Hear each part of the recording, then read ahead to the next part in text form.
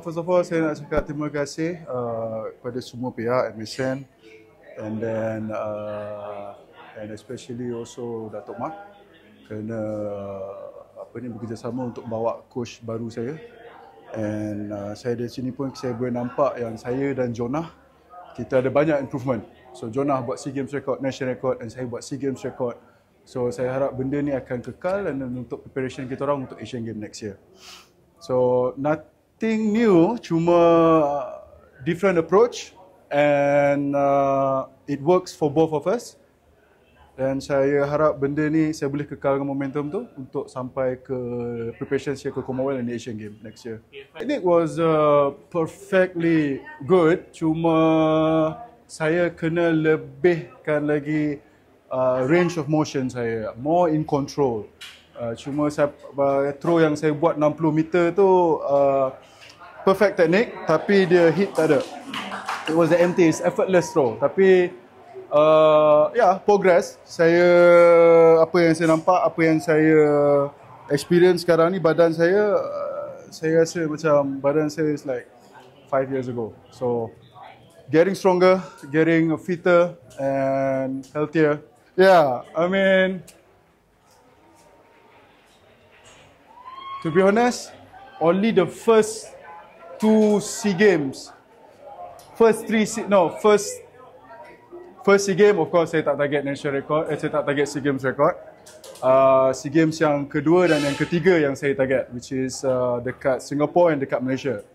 And then the rest tu is a part of the journey, so saya tak berapa nak target. Tapi somehow untuk sukan saya, the preparation untuk sekarang ni is the winter preparation. Tak ada orang boleh baling jauh. Tapi saya dengan coach, kita switch. Benda tu mungkin kita taper sikit, kita unload sikit training tu. And it works. So, Alhamdulillah saya happy dengan result saya hari ni. And man, saya dapat feeling yang saya boleh buat national record tadi kan. Tapi macam, saya tahan sikit kot. Tak, that feeling ada, memang ada. Memang ada, just kalau hit yang throw 60 meter tu, kalau saya ada hit strong, 100% saya boleh buat 63, 64. Sebab dalam training pun saya buat that distance. So saya tahu saya ada. Yeah, maybe next year. Dulu saya dengan coach saya sebelum ni is kalau buat SEA Games record tu bonus. Sebab most of SEA Games kita buat ujung tahun. Mana yang SEA Games pertengahan waktu saya tengah peak, waktu sukan saya tengah peak, waktu bulan 5, 6, 7, 8, 9. Kalau this area boleh pergi. Cuma sekarang ni SEA Games dah buat ujung tahun, so kena adjust. Of course ada target. Kalau bonus kan. Kalau tak ada lah. Cuma somehow training kali ni, approach kali ni memang coach saya pun confident yang dia cakap like you will throw 60 meters, 100%. Dia cakap macam tu, cakap kau Tuhan ke? Dia cakap dia experience enough. So betul lah training dia semua. Hopefully. To be honest, saya nak cakap dalam sukan saya, this is the perfect age. Umur 30 ke 35. Perfect age untuk sukan saya because di time matang dia. And most of thrower kalau kita tengok yang world class semuanya baling over waktu diorang pick semuanya kelebihan umur 30 plus baru diorang. So feeling strong, feeling hungry, feeling again to perfect throw dia bila sampai rasa macam throw tu effortless. You don't put too much work, so everything just like a puzzle. Tap and go.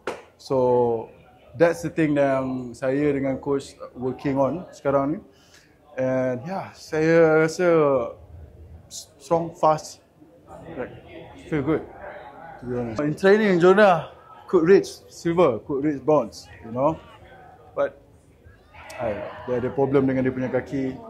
And then of course my next target is bigger target yang apa yang saya nampak clear picture yang saya nak, which is Asian gold medal.